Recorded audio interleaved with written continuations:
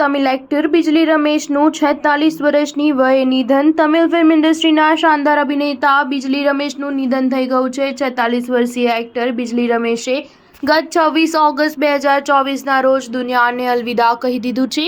બિજલી રમેશ અદાઈ અને શિવપ્પુ મંજલ પચાઈ જેવી ફિલ્મોમાં પોતાના શાનદાર કામ માટે ઓળખાતા હતા. તેમના નિધનના સમાચારથી સમગ્ર સાઉથ ઇન્ડસ્ટ્રીમાં શોકની લહેર ફેલાઈ ગઈ છે. સામાન્ય જનતાથી લઈને સેલેબ સુધી લોકો તેના નિધનના સમાચારથી હેરાન રહી ગયા છે. તમને જણાવી દઈએ કે બિજલી રમેશ સાઉથના સુપરસ્ટાર રજનીકાંતના સૌથી મોટા ફેન તરીકે ઓળખાતા હતા અને તેના કારણે તેઓ ખૂબ જ પોપ્યુલર હતા. સોશિયલ મીડિયા પર તેમના નિધનના સમાચાર આવતા જ તેના ચાહકો, સહકર્મચારીઓ અને શુભચિંતકોએ એક્ટરને શ્રદ્ધાંજલિ આપી.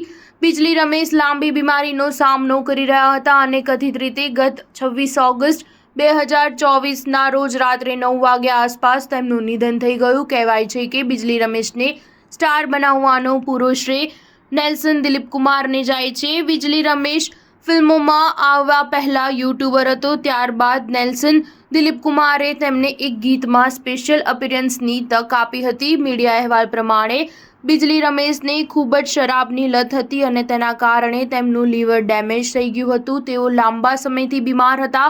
એક્ટરે તાજેતરમાં જ આપેલા એક ઇન્ટરવ્યૂમાં પોતાની બીમારીનો ખુલાસો કર્યો હતો, જેમાં તેઓ ખૂબ જ કમજોર લાગી રહ્યા હતા.